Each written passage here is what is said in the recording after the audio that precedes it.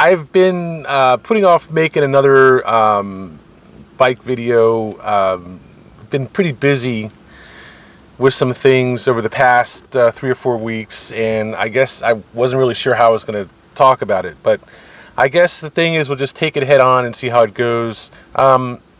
Make a long story short, so since I did my trip to the Suzuki demo down at Union Cycles, I guess it's Union, not down in Unionville, for Village Cycles, and I rode the Suzuki GSX R250 or GSX 250R, yeah. And I talked about it and made up that chart, which I kind of botched the first time, trying to get it out of the way and move on to some other stuff, which I want to revisit for a minute and just kind of summarize where I went to from there. Now, as you can probably surmise looking at my channel, I do have quite a affinity for motorcycling in general. If I'm not the most dedicated or the most supportive motorcyclist out there, I certainly am interested in motorcycling for the technical aspect of it, and it certainly is. Motorcycling is an art in a sense, and the machines themselves are art. And I do enjoy riding. It's just that I'm severely experienced / traumatized in some of the ways that motorcycling can go wrong, and I do have I think a healthy skepticism of motorcycling as a whole, as a sport. But in its place, in the right proper time and place, motorcycling is quite a great thing to do. So here's the thing. Now, I've been going on these demos, and like I said, I went to the BMW demo at Cross Country Cycles back about a month ago, and really had a great time riding the S1000RR, the new one, 2018, which is, I think they changed it in 2014 or 15 from the original model. Improved it a little bit in handling and power delivery and so forth and so on. But it's not an Euro 4 compliant bike. A lot of bikes in the United States are not having to deal with Euro 4. And so it's really a better bike, not just a kludge slapped together trying to make it quieter and more fuel efficient and less dirty in terms of emissions. So it's a better bike than the old bike, and the old bike was a pretty good bike, and I really did enjoy riding this bike. And I had ridden the Ducati 959, which I thought was an awesome bike. Had a few things about it I didn't quite like, wasn't quite comfortable with, but in general, I thought it was a really good bike.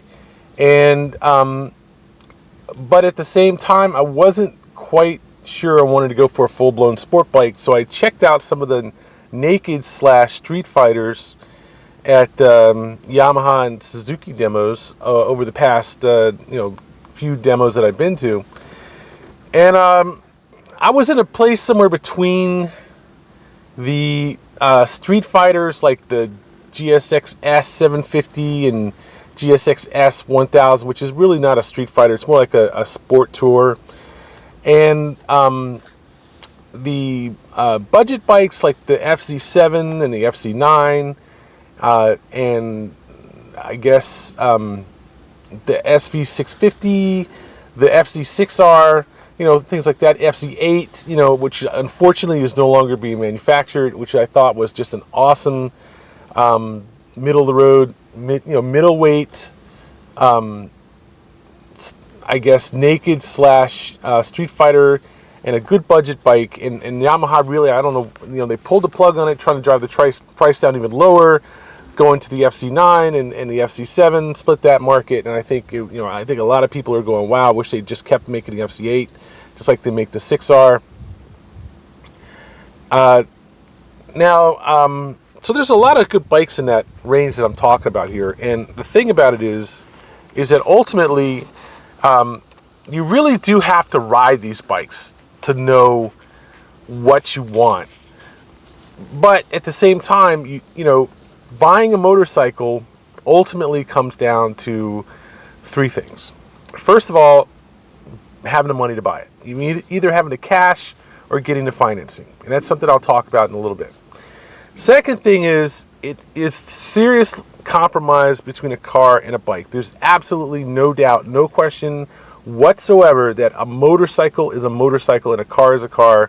You give up so much to buy a bike and ride a bike, and what do you get in exchange? It really does come down to what you get in exchange, because otherwise what you're doing is spending money on a motorcycle that you could be spending on buying a bike. A car. You could be spending on your car, and a lot of places you will find that is exactly what happens. Is you have a lot of places that where people are just spending their money on cars and they never even consider buying a motorcycle. But I think that's a shame. It's kind of like, always eating steak and never having fish or chicken.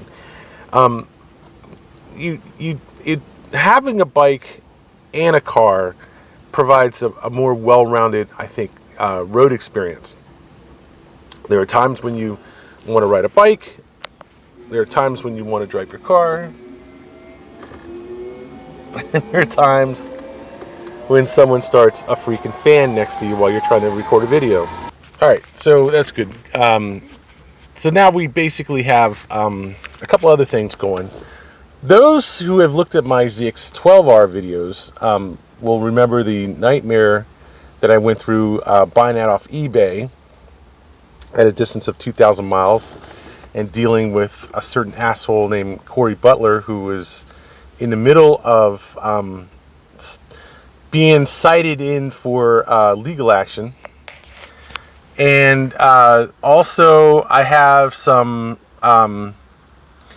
things going on with, I was like, maybe I'm going to get a new bike, let's try that, and we can pursue that in the background. And also it'd be neat to, maybe try, not quite getting a liter bike or, an 800, let's try a 650.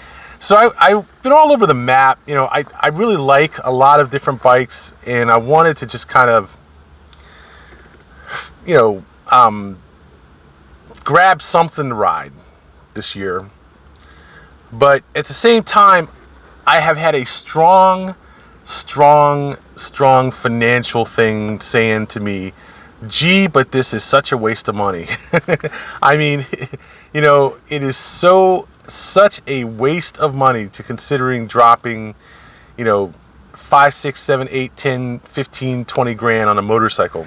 You can barely use it. You won't have time to ride it. You're definitely not going to ride it to work on a regular basis. It's all kinds of susceptible to vandalism and theft and all kinds of stuff. And I said, man, what are we going to do? How am I going to justify actually buying a motorcycle? So the thing is that as much as I like riding bikes, I can be a cheap bastard at times. There's no question about it. And I'm under some financial pressure. I do have a number of different things that are pressing on my finances. While making decent money, I still have some expenses that are really kind of hanging over me. So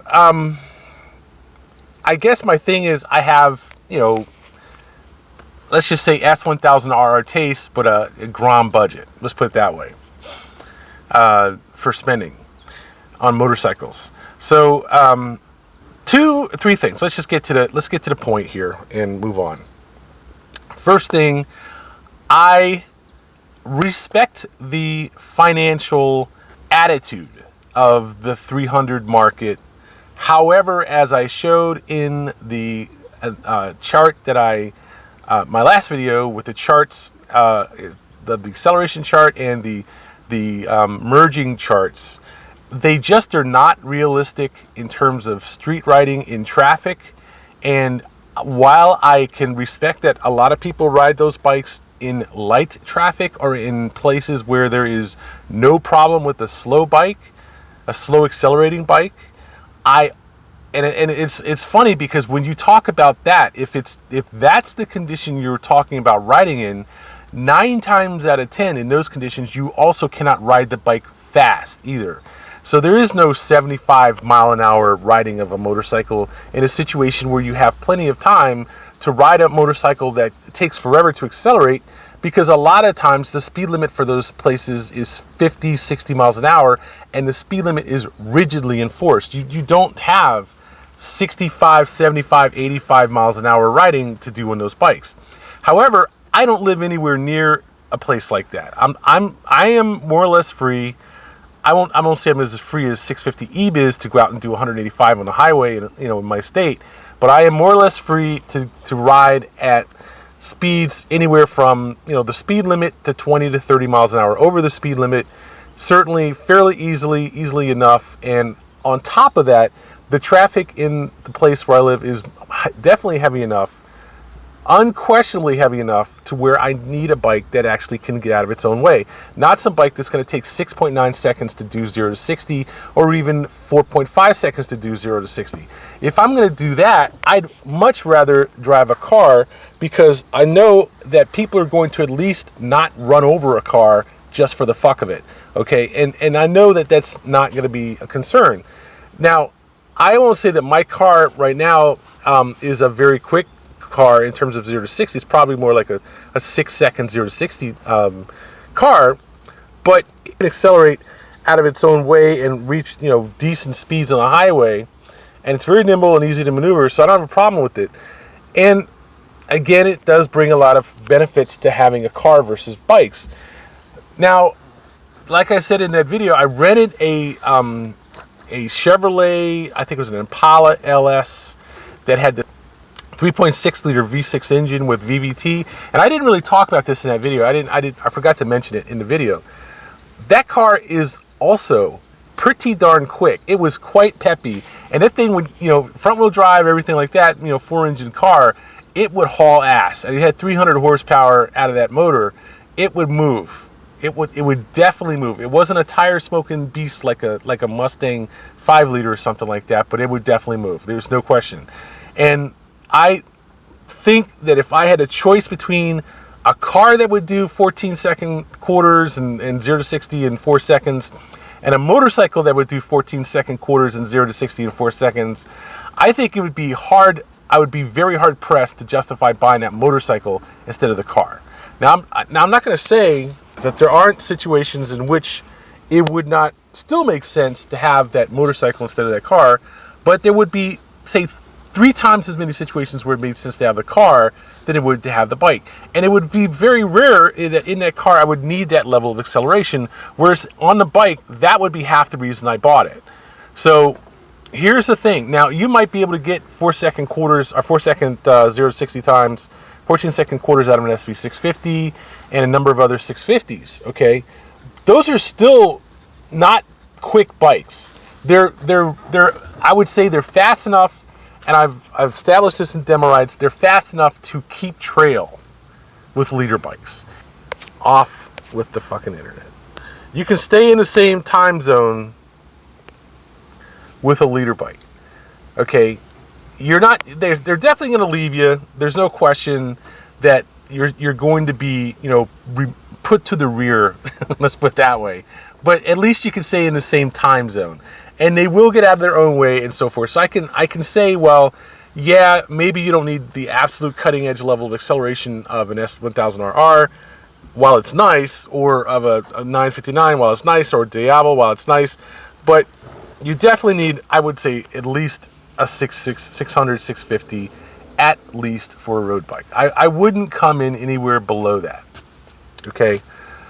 So to make a long story short story more interesting, I went to a local dealer after I got back from the BMW dealer demo in cross country, and I dropped $1,000 down on a deposit on the same S1000RR that I demoed. With the premium package, the black and gray package, and everything, it was just a beautiful bike. I basically put a reservation down for the next one they had coming in, which was going to be like in 3 to 4 weeks. Long story short story more interesting, it still hasn't come in, and I got turned down by BMW financing for credit for the bike, because they said I didn't have enough of a credit history, because I don't generally borrow money to spend and buy things like motorcycles and cars. I don't make a lot of credit purchases, and while I had a decent credit rating, it was certainly above their threshold. They didn't want to finance me because I didn't have much of a credit history. So keep that in mind, okay, when you go out and talk about buying these bikes. If you're a first-time credit buyer, you know, you have no credit history, the odds that you're going to be able to walk into some place and put down, you know, $15,000 in credit on a motorcycle is not necessarily very good. So I didn't push it. I called a couple places. You know, some places said they finance cars but not bikes. And I didn't really worry about it too much. I figured if the guy selling the bike couldn't get me credit for it, I wasn't going to worry about it. And it was a karma thing. I was saying to myself, I don't know if I can get it, and I probably can't, but if I do, fine. Okay? And I went through the whole, 7 stages of grief over it and all that stuff. But long story short, I have serious reasons for not buying a motorcycle at this time. So I'm not worried about it too much, And in the same vein, having done 2 Ducati demos over the last 3 weeks, plus the Ducati demo that I did before that at what was that place in Pennsylvania? I forgot the name of it. I did a Ducati experience and a Ducati tour, I guess that's what they call it. Ducati tour down in DC at Coleman, and I did a Ducati experience, which is more the dealer demo using dealer bikes. The Ducati tour is a Ducati truck with Ducati sponsored bikes and Ducati sponsored personnel. The Ducati experience is a dealer thing where it's like the Ducati dealer provides the bikes and sets up the tour and everything like that. And I did that at Hudson Valley Motorsports. And I'm going to start a new tape because that was a pretty good experience. All right, so I did the Ducati experience on Sunday. I had Friday off. I took the day and went down to the Ducati experience, the Ducati demo at Coleman, and then the next day I drove up to Ossining, which is just below the Thomas Edison IBM research facility in mid-state New York. It's up the little peninsula there from Harlem. And believe me, you never want to get stuck in that peninsula on a weekend. It is not someplace you want to be on the weekend. The traffic there is just outrageous. So I ended up wasting the day dealing with that. But the demo ride was good. We did it. We had a great demo ride, and even the Coleman demo ride was much better than it was the last time, where they just basically went, made a left turn at the dealership, made a right turn, went down a block or 2 or 3 or 4, and then turned around and came back, which was bullshit. This time they actually took us on a fairly decent street ride, back road rides through Vienna and Falls Church, which are some decent roads. They're not, great roads, but they're decent roads. Neighborhood roads, and up, twisties and so forth, and it was good. And I rode the truck's coming. Now, see, this is going to be a long video because I'm talking about 4 weeks of stuff. And the thing that sucks about long videos is you have to put something in them video-wise, unless you're either editing video, and trust me, 20 minutes of editing video sucks. 10 minutes is not great. 20 minutes just blows. And 30 minutes is ridiculous. But also, it's a lot to talk about. It really is. So I went to the Ducati show at our truck at Montgomeryville Cycles, which is it's just north of Philadelphia. Okay. And I did the Ducati experience there, and that was great, and that was fine. It was nice. We had decent roads. It wasn't the world's best roads, but it was kind of tight. Pennsylvania roads, a little tighter than I wanted it to be. It was a nice ride. I rode the 821 and the 1200S, and that was okay. I definitely felt like those were 2 decent bikes, but it wasn't really fast enough for me to really get a good feel of it at reasonable speeds. Then I came back and I rode the one at Coleman, and we rode again, kind of low speed riding, but this was a little bit more open, a little bit more familiar, certainly roads that I knew better. At least the neighborhood I knew better. And it was cool, and I enjoyed it. But again, still, it wasn't really fast enough for me to get a feel for how the bikes were riding at highway speeds. So, and I want to say on a side note that the roads that we rode up in Montgomeryville were very similar to what we rode in the KTM demo when I went to Ohio. Almost, the same feel, very tight, back, not backwoods, but back, farm roads out in the middle of nowhere, that were a little bit too tight for the speeds we were riding. You couldn't really see a lot of whoop-de-doos and things like that, where you're really taking a chance on going over these hills at 50 miles an hour and things like that.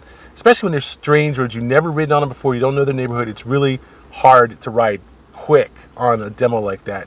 And the guys that ride the demos have ridden those roads over and over and over and over again. They know them like the back of their hands. And there's always at least a couple of guys who, are really good riders, and they're just crazy cyclists, and they'll just go flying around a blind turn at 75 miles an hour or whatever on a motorcycle. And I'm not that kind of rider. I don't like riding that fast, especially on back roads that I've never ridden on before, where I know, and I've seen this happen a million times, you come over a hill, over one of those crests, and the road immediately turns left or right. Okay?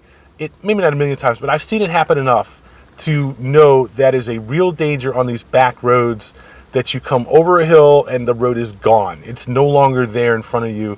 You have to turn left or right the moment you crest the hill or something like that. And that is not the kind of thing I want to be dealing with on a bike at 50 miles an hour. Trust me. So in any case, it was nice to take the ride in Falls Church, which I know fairly well. And if at least I didn't know these particular roads, I at least knew the area, and I was familiar with the layout, let's put it that way, of the houses and the roads and stuff like that. So it was more familiar to me, and I was more comfortable there, and I enjoyed riding it. But it still left a little bit short. We only went on maybe a brief, 1/8 or 16th of a mile section of a merge road onto I-95 between, I think it was 236 or 50, 50 and... between Braddock Road and 50 to get back to to Route 50. And it wasn't much of an experience to really understand what you could kind of understand the acceleration a little bit, but you couldn't really see how the bike was like to ride at speed. What to me I think is necessary is you have to ride the bike for an hour or half an hour at highway speed in highway traffic. And for me, that would be something like taking, the beltway between 95 North and 95 South, and which is a good half an hour ride around the beltway and beltway traffic in DC. Or say Baltimore from 70 to 83, to really get a good feel for it. Even better if you could ride it between the Key Bridge and 95 North on the east side, which is a great section of highway to ride on a motorcycle. Wonderful, wonderful, wonderful, great stuff to ride on that section. But long story short story more interesting, I was getting a taste of what I wanted out of these demo rides, but not quite the meal I was looking for. So I rode up to Ossining, to Hudson Valley Motorsports to do that demo on Saturday. And that was a cool ride because I got to ride from DC up 83 through York and Lancaster, out 81 to Allentown, and then over 287 all the way over to New York, right? And that was a 5-hour drive to do that. And it was great. I truly enjoyed the ride. It was a great ride, and the traffic was light, and the roads were just cruise roads with a little mountains thrown in, not much. But when we got to, of course, western or eastern Pennsylvania, western New Jersey, and we start going around the lake up there, and of course we run into a roadblock. There's a roadblock because they've got 2 lanes out of 3 lanes. Stop because they're doing pothole fills in the highway, and the road was backed up for 2 miles. It was a harbinger of the disaster that it was going to be to get out of Ossining and get back home that day. But I survived. But it was cool. And this was exactly the kind of thing I wanted to see. What is the difference between cruising in a car at 75, 85 for hours and riding a motorcycle for 75, 85 for hours? It's significant because you're in a bike, you're exposed to the wind, you're exposed to the sun, and the sun, dries you right out on a bike, man. I mean, there's no question. I've done this enough time. You can ride in a car and be, hot a little bit, sweating a little bit, but you still get air. You're still in the shade under the roof. On a bike, it's like all you want to do is get rid of your jacket. All you want to do is just park it somewhere and just sit in the shade and just drink. Drink water. Drink, lemonade, something, anything for 2 hours to just let your body just kind of recover from the sheer, it's like being in the desert almost in a sense. Riding a motorcycle is great, except for the fact that it's taxing as hell. You have to concentrate all the time. You have to, hold a riding position all the time in the wind. You got to do a lot more to maneuver the bike around. It's a lot more violent because, the bike starts and stops, more aggressively. It's harder to turn. You have to worry about so many more things when you're riding. It's just amping driving up another 2 or 3 notches at least. So to me, it's the kind of thing where I say it doubles the time, ultimately. That if you take a 5-hour drive in a car, you can pretty much count that that's going to take you 10 hours to ride comfortably on a motorcycle. Unless you're racing, unless you're flying, and you don't stop, you got to stop to get gas, and it's 150 miles or so, you're gonna stop, and hop right back on the bike and ride, and that's great as long as you have the ability to do 85, 90 miles an hour without worrying about traffic, which I didn't in the time. All right, so it looks like we're not going to be recording too much more. Anyway, without recharging. So stop here. I get to the next one. So I get to New York, I get to Ossining, and I get to Hudson Valley Motorsports, which is sort of a thing, an experience in and of itself. Now, because I said this is a dealer demo of a Ducati demo, not a Ducati demo at a dealer site, there was a different attitude. These guys were really pushing, people to buy bikes. They were really, this is the classic phenomenon of you go to a dealership, they want you to buy a bike. There's no soft sell, stop into the dealership, or nice that you came by, that kind of thing. Very opposite to a factory run demo when a dealer runs a demo.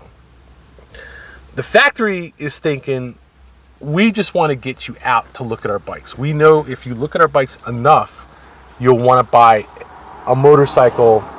And they told me when I was at Ducati out in Montgomeryville, they were like, usually takes approximately 30 touches, and this is contacts. We contact people, we contact them, and before there's a sale, on average 30 touches between emails, with the advertisements they have and the dealer advertisements and stuff like that, and people coming out to demo rides and people coming out to events, things like that. Usually about 30 touches before they buy a bike. Not the attitude that the guys had at Hudson Valley for this Ducati experience. They were like, we're glad that you're here. We got people riding up and down all weekend. And it was one of those things where you had to book the bikes beforehand. So I got there. I didn't know it was one of those things. And I got there and all the rides were booked. And they're like shitting. And luckily, people don't show up on the weekends for their rides. And second, luckily, it had been raining all night. So all night from like 11, when did I leave? Like 1 or 2 in the morning. Yeah, 1 in the morning until I stopped at like 5. And I stopped and it was pouring when I stopped. I just pulled into a rest and said, fuck, I gotta stop. I'm tired, dog tired, to barely see it pouring. Wake up and everything was wet, and it's like 6 o'clock in the morning. I goof around for a couple hours and get back on the road. And it was a nice, wonderful ride up there. I mean, it was one of my better rides for a demo ride. And got to see some great back roads and sites in New Jersey and things like that. And then I got to get on, again on 82 or whatever it is, and 287 and ride up there through the mountains and stuff. And so it was cool. So we get to the place, we sign in. I had to wait like an hour for the next ride, and I got to ride the 797. Nobody wanted. At least it seemed like every ride there was a couple of bikes. They would pull bikes in and out, like the 821 and the 1200 or the 959, and they would rotate these bikes in and out of the demo because they wanted something for people to see who weren't on a demo ride and came in. And of course they had a showroom full of bikes and stuff like that, and not just Ducatis but other Suzuki, Hondas and Cowies and things like that. But it was mostly guys outside, hanging outside, talking about bikes and stuff, and it was cool. So the route that we went on for this thing was flat out awesome. It still wasn't ideal, but it would have been more ideal for me if it had been on 287 or 81 and going through the mountains. But it wasn't bad because we did take some back mountain roads around the lakes up there around Ossining. And we went on this it was at least a half an hour ride that we went out, and all around these, twisty, turvy back roads and stuff, and even through this one section through this neighborhood, which I thought I was going to wreck for sure and slam the bike into a wall. It was wet, downhill, steep, and all this kind of crap. It was just everything wrong about a demo route. So it was a great ride. I mean, I was like just screaming in happiness in some parts of it. Yeah, this is cool. As we crossed the lakes and stuff and we're flying, while at the same time noticing that we crossed the lake and we're on this 2-lane bridge, and the wind coming down, the lake over the bridge snapped the bike wheels out from under the bike a good 2 feet to the left. It was just like something just pushed the wheels over. I was like, wow, that was interesting. And and then we came back and all. It was a great ride, and I did some things on the bike that I really enjoyed, and talked to the guys, and so anyway, did the ride, and of course I get back, and you can't sit there immediately. You're talking about motorcycles, and the guys are trying to figure out how they can get you to actually buy a bike. And so they're asking you, well, what bike did you like, or what bikes have you ridden that you thought were that you were really nice? And I said, well, I rode the 1200R when I was down in Falls Church, and I thought that was the best Ducati that I'd ridden. I mean, honestly, it was a good riding position, and it had a great motor, great suspension. It was a lot of fun. And he goes, well, I have a 1200R sitting on the side for. I have a 2016 1200R sitting on the side. I've knocked 2500 off on it. You want to take a look at it? I was like, oh shit, here we go. And first of all, I looked at it. It was the red with the white stripes. I forgot. There's a name for that. I forgot what they call it. But it wasn't really my style. It wasn't bad looking, but it wasn't really my style. But I was really surprised that they knocked 2,500 off the price, and it was still 17 grand. Okay, and so and this is one of the things I learned going through the whole process is you think that the MSRP, the listing price of these bikes is expensive. Wait till they tack on another $2,500 in taxes, tags, and freight and all this kind of shit. And even I'll get to the chase, a 797, which you think is a $9,000 motorcycle, ends up costing you $12,000 by the time you roll it out the door. I was like amazed. But to be honest, I said, I rode the 797 and I said, you know what, I could deal with this bike. It's got enough power. It's kind of like the FC7 in the sense that it doesn't really want to rev past $9,000. But it has a different characteristic. What happens with the 797 is the rev limiter kicks in. So it'll rev fine. It'll just go, and all of a sudden, it'll go where the rev limiter is kicked in, and it's a soft rev limiter, but still, it's rev limited. Whereas the 790, the FC7 will rev, and it hits about 8 grand, and it just goes, and it just stops revving. There's no power there, and it just drops right off. But it's not like a hard or even a noticeable, rev limiter. It just doesn't make any power and stops, accelerating. And so I figured, out of the 3 bikes, the 650 had the best engine characteristics. It certainly would continue to rev right up to 10K. I mean, the thing would rev to like 11, 12, and then it would hit the rev limiter, and you'd hear it bitching. Blah, blah, blah, blah, blah. But it had certainly, the widest power band of the 3 bikes, even more so than the FC8 or FC6, which I thought was a fairly flat, not too flat, but fairly flat power band, but it would run out of breath also at like 9,000 RPM. And the GSX S750, likewise, decent 750-ish kind of power and torque, but it would run out of power at about 9 grand and just stop revving. So, they're all in that kind of thing where they stop revving below 10 grand, let's say. Well, in some cases, 8 grand, 9 grand, 10 grand, okay? So I ended up putting an order in for a 797 because I figured, well, I could at least try this. It's half the cost of the S1000RR, and it's still a decent bike, and it's not, an SV650. It's not ugly. It's a decently attractive bike and so forth. So I figured I'd try that, right? Nope, got turned down for that too. Same thing.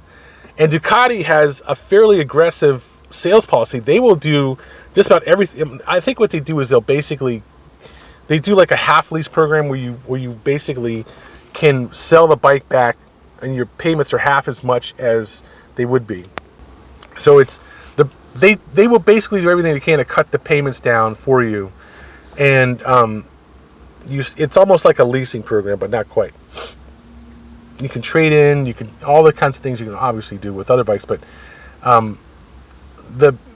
the payments, the goal is to get the payments down, because for a lot of people, the payments are what keep them from actually buying the bike. So I wouldn't have any problems with the payments. It was just a matter of getting the credit. And the major thing is, again, not an extensive enough credit history. And I was like, okay, fine. I'm not going to worry about it. And that's fine. So,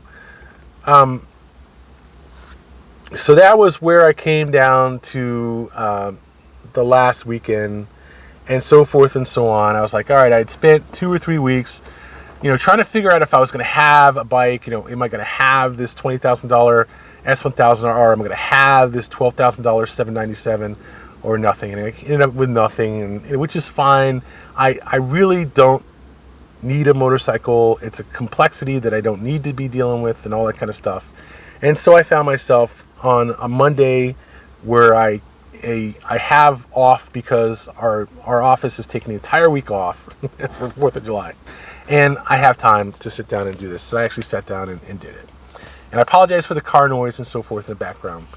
But let me just say, summarizing this in a number of different ways. Number one, don't underestimate acceleration. Is people tend to take a very narrow view of what their needs are. They forget that there are always situations that are outside the norm, and it's when you don't have it and you need it that it matters the most, okay? Not when you have it or when you don't need it.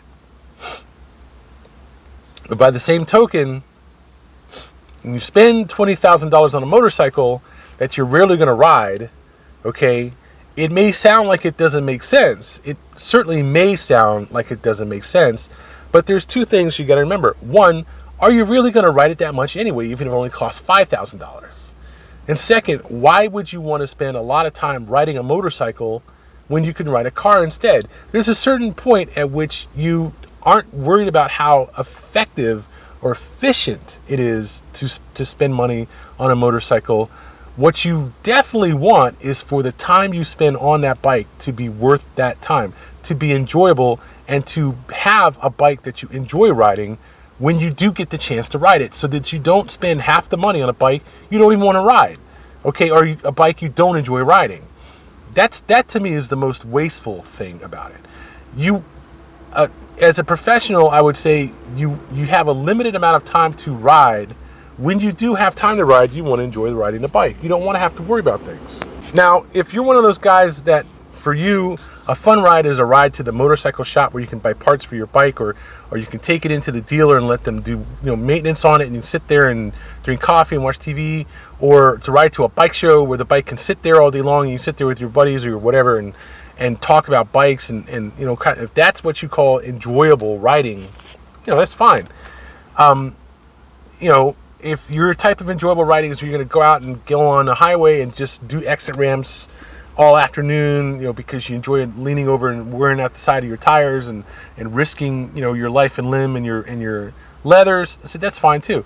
The major thing is that you enjoy it. It makes no sense to spend time and money on a motorcycle and deal with the weaknesses of motorcycling if you don't enjoy it. It's stupid.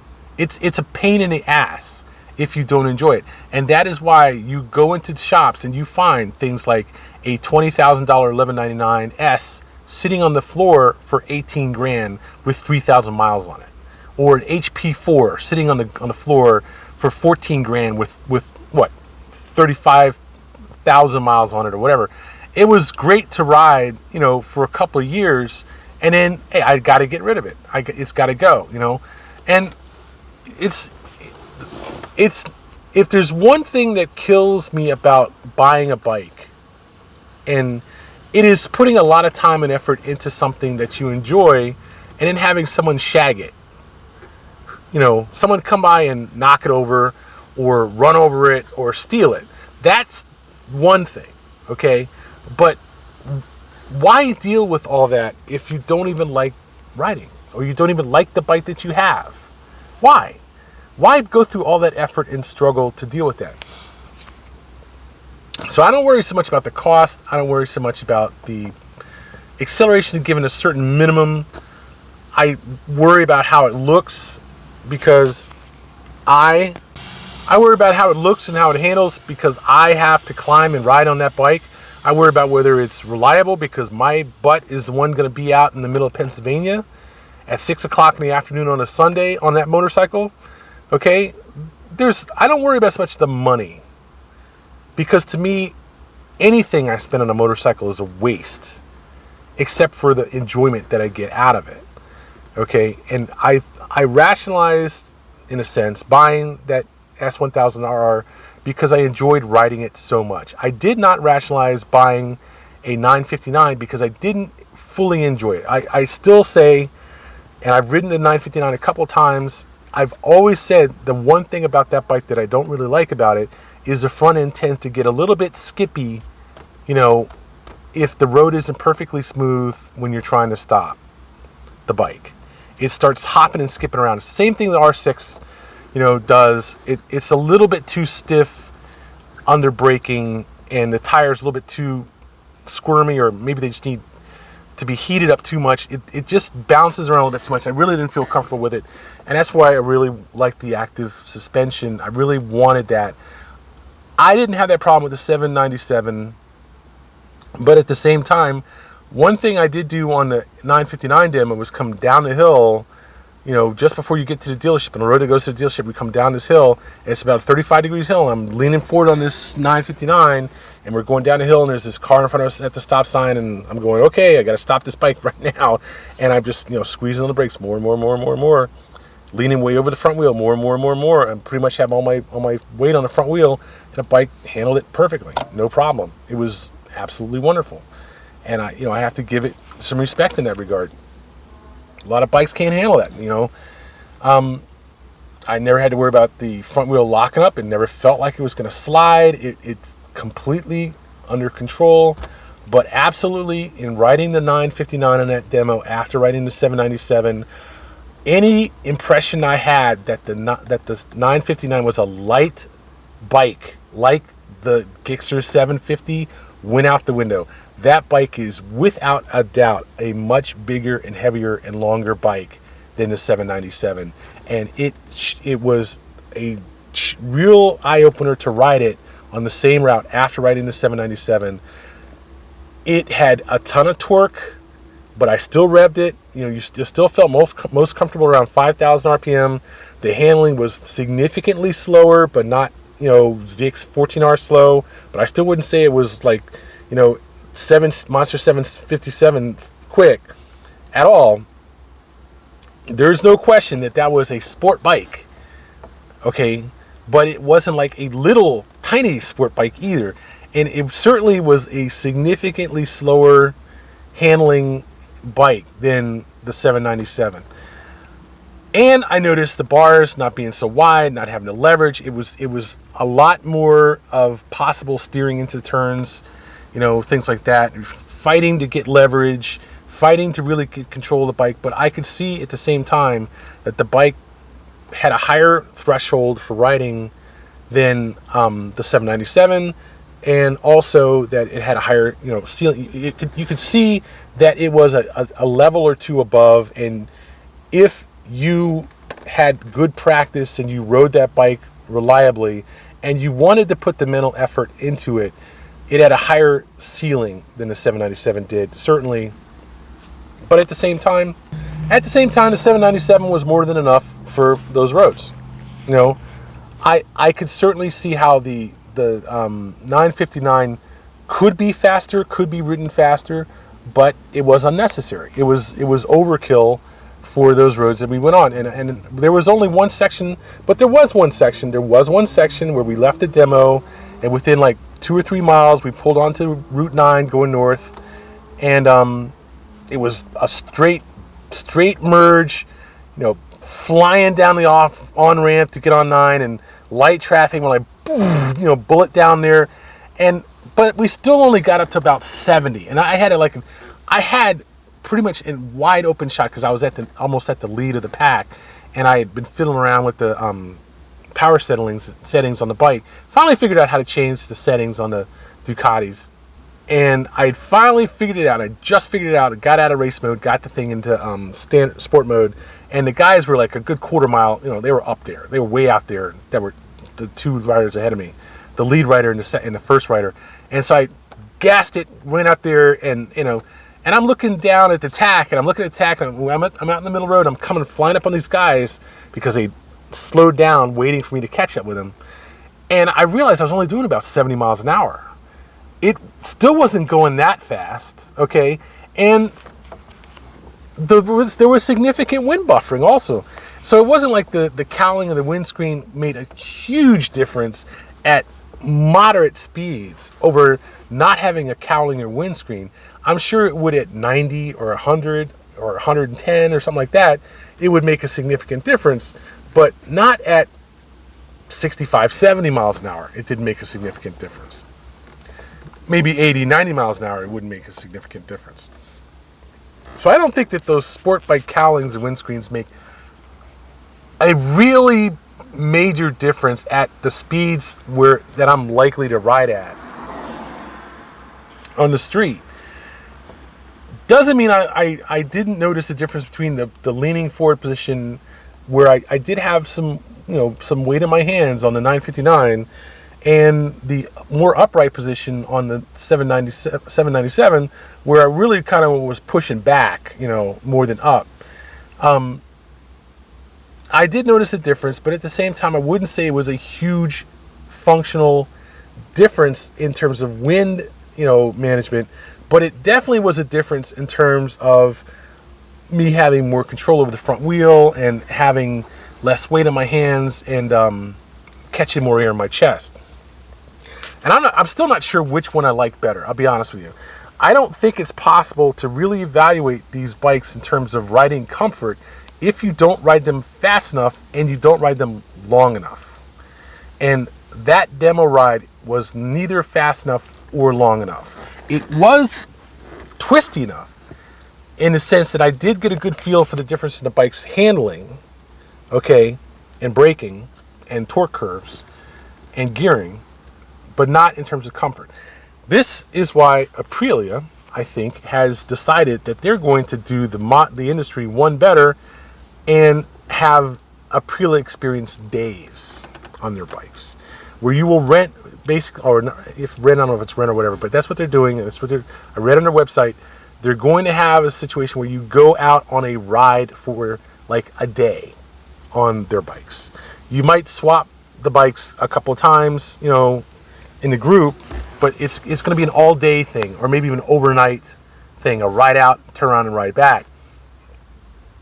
And I'm really waiting to see how that works out, if that actually happens, because as far as I know, there's only 2 Aprilias that I'd like to demo, and I can't imagine spending a whole day riding an RSV4. Okay, I can't imagine that.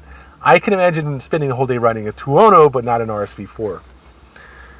So anyway, so I think that we can group these bikes and the whole concept of motorcycling as a separate entity from cars with some overlap. Okay, commuting, touring, cruising, racing, things like that, some overlap, but they're still not cars. They're just not cars, okay? And there's only limited overlap. We can look in terms of performance between the 650s and the 750s and the 900s and the leader bikes and the 1300s, but I just don't see any room for a 300 in this equation. They're just too slow. Just too slow. Those bikes, in my opinion, are basically built to sit, to cruise around towns at low speed, and to show people that you are a motorcyclist. They don't count, in my opinion, as a motorcycle unless you're not riding when you look at them going by you. Okay? No one on a real motorcycle would consider them to be a real motorcycle, in my opinion. It just doesn't make sense. They're so slow. They are so freaking slow. I could never take them seriously if I had even a 650. Now, of course, if you're riding past a gas station and your Ninja 300 still has gas and a 650 doesn't, or certainly if that Panigale has run out of gas, 50 miles back and his guy's waiting on you to come back with a gas can for him, different story, okay? But that's a different issue. Cost, absolutely. $4,000, $5,000, very different, thing from 14, 15, 20, 25, 30 grand. However, if you can get the financing for a $25,000 bike, you can get the financing for a $25,000 bike. If you can get the financing for a $25,000 bike, you damn sure can afford a $4,000 bike, and you're not even going to take that cost seriously. The question is, why would a $4,000 bike, which really is going to end up being $6,000 by the time you walk out the door, why would a $4,000 or $6,000 bike make sense, but a $20,000 bike not make sense in terms of financing? Okay, because if you cannot finance a $20,000 bike, there's still a fairly good chance that you won't be able to finance the $6,000 bike either. Okay, if you can't get credit for an expensive motorcycle, it's not because it's expensive. It's because they just don't want to give you credit. There's a difference. That was another major lesson that I learned this past week. Okay, the big difference between the cost, the finance charges, the monthly payments and everything, and getting a loan. If you can't get a loan, it doesn't matter how low the monthly payments are. So that's another issue. Okay, the only thing that a cheap bike brings to the equation is it's easier to get financing for it. Not so much that the payments are a lot less. Okay, it's just that you can actually get financing for it because you can put half down on the bike or something like that, whereas your $3,000 is going to be 12 to 15% of the down payment on a $20,000 motorcycle, or 12 to 15% of the cost of a $12,000 or $20,000 motorcycle. It's a whole different thing. It's the credit that counts as much as the cost. If you can't get the loan, it doesn't matter how cheap it is. So I guess that's probably a good 45 minutes of talking. And it was it was an eventful last month, and I don't want to say that I didn't accomplish it. I did. I had some great demo rides, had some great outings, met a lot of nice people riding, got around out here and had some good road trips and stuff. Didn't end up with a bike, but that's probably the one thing I didn't end up with. Okay, I enjoyed it to the fullest extent of the law, short of actually having a motorcycle in my garage. Okay, shoot me. What can I say? You know, if that changes, I will be the first to let you know. Oh, one thing I forgot to add. I did ask the guys when I was at Ossining at Hudson Valley. I asked them, you know, why don't they have more highway riding in the demo ride? And I asked a couple of the demo guys about this also. And it turns out the reason they don't have more highway riding in the demo rides is because a lot of people who come out for the demo rides are not really good riders, or they're not comfortable riding in groups, or they're not comfortable riding with people who like to ride tight in groups. And there's some people that come out on demo rides and they want to ride, you know, right up next to somebody else. And I've seen this happen plenty of times. People on the highway, they get on the demo and they ride up right next to or right behind or something, the person in front of them. They don't keep space, don't keep a safe space. This is a big problem with demo rides, is you have a lot of people who don't ride safely in the demo rides. And they'll either ride too fast or they ride up next to somebody else, and or they don't, you know, ride aggressively enough where they can't make a right turn on red or go through a light or something like that to stay up with the group. So what they do is, and Ducati is big on this, Ducati dealers basically are pretty big on this, they will basically hand you the bike and let you go ride on a demo. Now, I tried this at Coleman, and Coleman wanted to escort me for the demo. And even when I demoed this, I ended up, when I came back on the next day and after I got back from Hudson Valley and went back to Coleman to try to ride some of the demos again, I ended up getting there at 4 o'clock in the afternoon, and they basically were finishing up the Ducati demo for that day, and they were all booked up, you know, technically, or at least they had all reservations for the last ride. And so I ended up going up into the dealership and asking them if I could demo a bike, and they said, yeah, you can take one of our Ducatis and ride with the group. And they set me up very quickly with a 797 to go on a demo ride. And it's the same thing. You really need to go on the highway for a while to really get a good feel for what these bikes are like. And the trick is finding a dealer that will let you do that. Now at Hudson Valley, they told me that, you know, I could come back up there and any of the bikes I wanted to demo, I could demo. They just give me the keys and I could go off and ride it on whatever I wanted to ride and come back. At Coleman, I know they won't do that. I know that at Bob's they will. At Bob's BMW in Jessup, Maryland, they will, because I did that with a Honda CBR 1000. The one thing about it is that when you are into the demo, and Bob's made me basically open a credit item with them, you know, not that they were going to bill me, but they you know, basically opened a $1,500 credit on it, and they canceled it when I came back with the bike intact.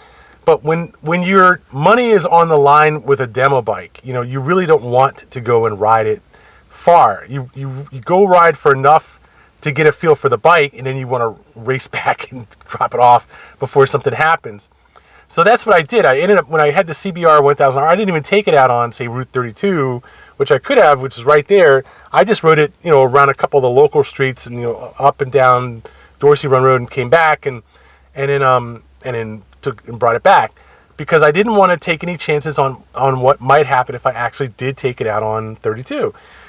But you have to really know what a bike is like. You have to ride it enough to have a good understanding of what it's like to ride it under all the conditions that you're going to rationally want to ride it.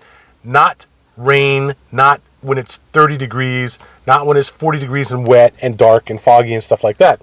But certainly when it's nice weather and, you know, you're on an open road or something. And I have yet to actually do that kind of a demo on a bike because I don't feel comfortable on a bike where I don't have insurance properly and I'm directly financially responsible for the bike.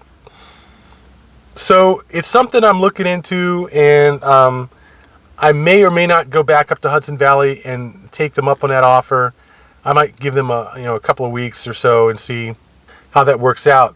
But it would be nice to go up there, get a 1299S and ride it on Route 9, and see what that's like to ride it. A 287. I just haven't quite actually done it, but it's something I'm working on, and there will be a future report where I may bite the bullet and go ahead and do it. For the sake of YouTube, for the sake of science, for my YouTube followers, and for the good of the motorcycling community as a whole.